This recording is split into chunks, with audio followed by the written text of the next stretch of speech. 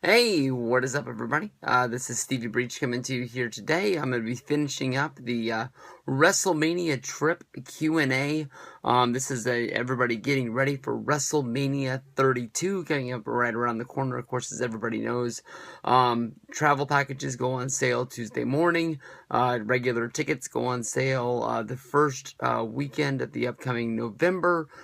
So you got a little bit of time to plan it, and I use this as a way for people to ask me questions about previous, past, future WrestleMania trips, and we've had a pretty fun time answering these, going about 15 minutes, 2 different times. So let's finish out this Q&A, and then we will move on to some good old times in the foreseeable future. First question to kick this off comes from Justin's brother, Vignesh. It says, the most memorable moments that you think about it now, you can't stop laughing about during WrestleMania trips. Basically, when I think over all of the times that we've been, out, for WrestleMania, there's lots of moments that honestly I think about all the time. I have a group chat on my iPhone where it's just me, Miguel, and Ravi, and there's countless times when we will just remember this, and there was even a time about a month ago, Ravi made a video about this where basically he was just sitting in his computer and he was watching old clips on his computer of WrestleMania trips. And was just, holding his phone up to his computer screen and sending us the videos. Just how stupid we used to be. Mostly when I think about, WrestleMania 27, we made a lot of jobber mistakes. I guess it was my idea to stay outside of the city of Atlanta, and we drove in every day. It was cheap as hell. I honestly think for the whole week, Ravi, Miguel, and I both, all three of us, I think we only threw in like $40 a piece for that room for the whole weekend. Luke didn't stay with us, but we were scared what people would think, that we only had one bed in the room. Miguel and Ravi slept on the bed like side by side, and I slept in the chair off to the side, and basically WrestleMania 27 weekend, there was an email went out from WWE to all of the people that bought Hall of Fame tickets, just basically saying, hey, don't forget, this is a dress-up event. We will be turning people away if you show up in t-shirts and shorts. So basically, we went to Waffle House that night to eat, and then after Waffle House, we drove around looking for a 24-hour Walmart. Once we went to Walmart, we went in, we had to buy, I bought a dress shirt. I'm not sure if I bought a tie or not, but I think I bought a pair of slacks. I know that Ravi bought a pair of slacks because I still have them. I had everybody sign them. Then we get to the Hall of Fame and we realize that we probably wasted 2 hours of our night before.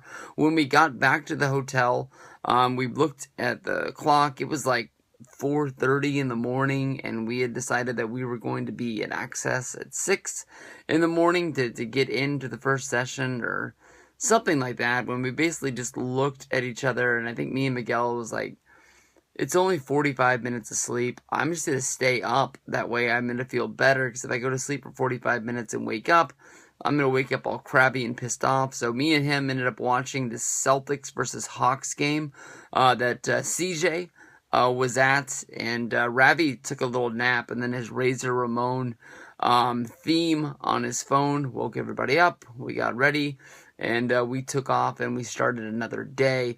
Because of us not getting any sleep the night before, Miguel and I actually took a nap before the Hall of Fame that day in the car in the parking lot of the Phillips Arena. So that shows you it is what it is. Now, everybody go check out at Vignesh Justin. Thank you very much, Justin's brother, for a question for the thing. This question comes from WWE RVD. Do you still talk to Assault and Battery 777? I don't talk to Ravi as much on Skype. Honestly, it was funny, the night before the travel packages were announced to go on sale, was the first time that I actually talked to Ravi on Skype in probably months, honestly. With Ravi's, I don't want to ruin the gimmick for him, but Ravi's no longer the pizza boy that you know him as, and he has a real job now. But he just doesn't get on Skype as much anymore. I'm guessing that, you know, now that it's coming up on Wrestlemania season and we're all going to be talking about, you know, do you want to do ROH? Do you want to do WrestleCon? Do you want to do Kaiju Big Battle? Do you want to do this, that, the other? Those are conversations that, you know, we'll probably need to work out over Skype, and we'll probably be getting on there longer. But I honestly can tell you that I text Ravi at least once or twice a day to try and start getting a conversation going in the group call. Honestly, I feel left out. You know, sometimes I'm at work and they're off, or, you know, something goes back and I'll look into the group chat and Miguel and Ravi have gone back and forth for 2 hours, and I'm like, if I even answer it, I'm too far behind. And sometimes I'll throw in my 2 cents, and they're long gone doing whatever they're doing. Maybe they're working, and it just didn't work out that we were on the right schedule right there. But yeah, I still talk to Ravi, I still talk to Miguel, I still talk to Luke, I talk to Pinko, I talk to Justin, you know, all of those guys. Anybody, whoever needs me, who's got my number, they can text me, and I'm going to be the guy who's going to be there for them, anything they need.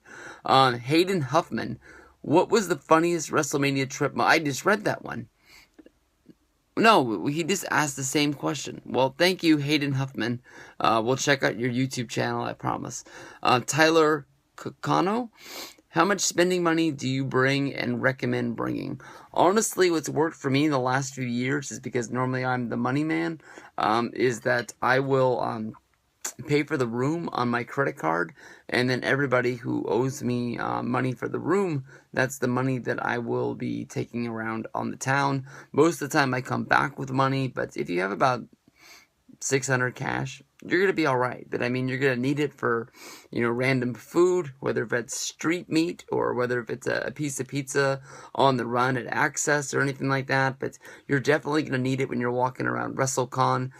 You know, almost all of those guys are pretty much, you know, cash only. A few of the guys got the gimmicks where you can slide your card on their phone and this, that, and the other, but it just gets you in and out of there a lot faster if you get cash on hand. And a lot of those guys are on average of about 20, sometimes 40, 50 and up to get an autograph and a picture from. But thank you very much. TKOKocenko on YouTube and Twitter. Thanks, bro.